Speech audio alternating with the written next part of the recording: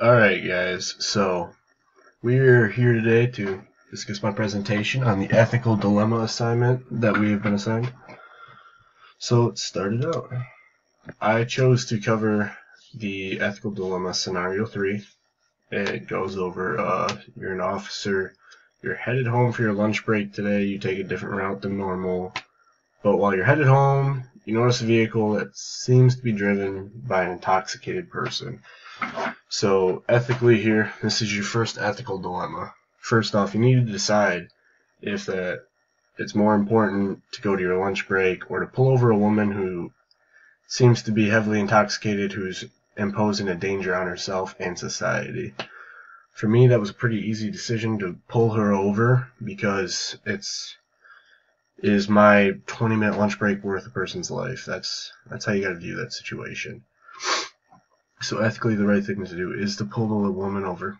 And the next part of the scenario is when you pull the woman over and you start approaching the vehicle, you happen to notice that she's also your captain's wife, the captain of your department. That's his wife. And you also know she is heavily intoxicated. The scenario goes on and asks you, what do you do in this situation? Well, there's a couple different things you can do.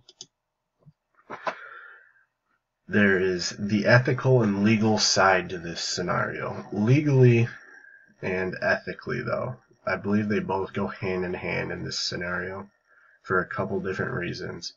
Legally, according to the Officers Code of Ethics and to many laws out there against drunk driving, she has no right to be driving while she's drunk, and that is one issue of concern that I have with this scenario, being that it's supposed to be an ethical dilemma. When you really look at it, you really have to look at the legal aspect. Is so important in this part, simply because of the fact that she's imposing a danger on herself and society. That's just, you cannot, when she's doing that, she's not just risking a ticket, she's risking her life at this point, and that's really dangerous. And now, I know ethically you can approach this scenario as if you do arrest her and you take her in and the captain finds out it was you, maybe I could see the side of it being that you could lose your job over this. But I don't believe that is what this scenario is about. I don't believe that is what he would do.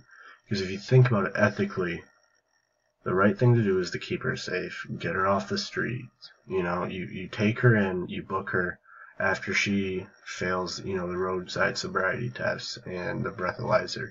Because I would make sure I have all that evidence going into it. You can't arrest her without otherwise collecting that evidence. So first off, you need to make sure she does not pass the breathalyzer or roadside sobriety test. You take her in.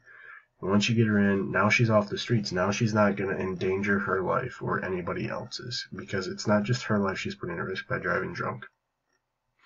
And I believe the captain's going to realize that, because the next part is, I would let the captain know. I would let him know what's going on before I do anything else. After she's been turned in, I would go immediately seek out my captain, let him know what's going on, and explain the situation to him.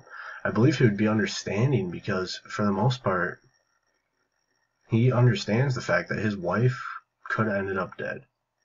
She could have. In the worst case scenario, her and somebody else could have died in an accident that we could have prevented. So perhaps he sees that and he understands that, and because of that, he agrees with what we did.